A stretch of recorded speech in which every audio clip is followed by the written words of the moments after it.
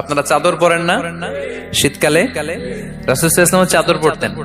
রাসূল সাল্লাল্লাহু আলাইহি ওয়াসাল্লাম নাজরান দেশ থেকে আনা একটা চাদর পরেছেন, গলিজুল হাশিয়া।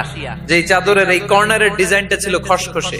হঠাৎ এক বেদুইন এসে রাসূল সাল্লাল্লাহু আলাইহি ওয়াসাল্লামের চাদর ধরে টান দিল। এই খসখসে যেহেতু ডিজাইন চাদরের, ওই খসখসে ডিজাইন ঘাড় আর কাঁধের এখানে যখন টান খেলো, ওই খসখসে ডিজাইনের দাগ বসে গেল, রাসূলের চামড়া ছিঁড়ে গেল ঘাড়ে। আসছে ভিক্ষা করতে, মূলত ভিক্ষা চাওয়ার ডিজাইন দেখছেন? যার কাছে ভিক্ষা চাবে চাদর ধরে টান এসে বলে, বেদুইন তো, এদের মধ্যে সভ্যতা ছিল না।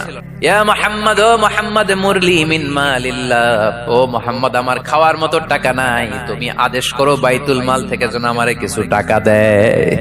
আল্লাহ রাসূল সাল্লাল্লাহু আলাইহি ওয়াসাল্লাম তার দিকে তাকালেন, তাকিয়ে ফাদহিক, একটা মুচকি হাসি দিলেন। কি নবী ছিলেন! তার মানে উনার গায়ে যত আঘাতই আসতো কখনো উনি রাখতেন, তবে মাঝে মাঝে রাখতেন। যদি আল্লাহর বিধান লঙ্ঘিত হতো তখন বিশ্বনবী রেগে যেতেন।